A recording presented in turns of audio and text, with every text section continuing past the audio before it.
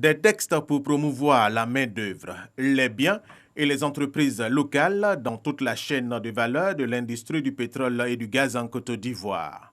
Voici ce que renferme la notion de contenu local. Bien qu'existant dans le code pétrolier ivoirien, le concept tarde dans sa mise en œuvre. Les dispositions de contenu local qui sont appliquées dans certains pays comme le Nigeria, l'Angola et plus loin le Brésil ne peuvent pas être les mêmes dispositions contraignantes que nous appliquons donc en Côte d'Ivoire.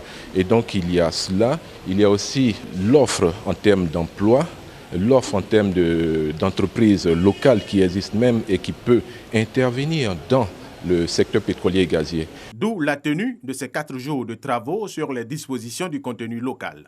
Il s'agira pour tous les acteurs et parties prenantes du secteur pétrolier et gazier de passer en revue l'ensemble des dispositions contenues dans les projets de tests proposés et de les amender en tenant compte des réalités et de l'environnement propre à notre pays. À la clé, un avant-projet de loi et des décrets à soumettre au gouvernement pour renforcer le cadre réglementaire et institutionnel de cette politique.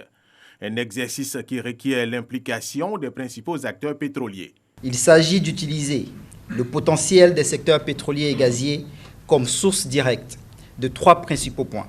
Le premier, comme source de création d'emplois pour nos jeunes.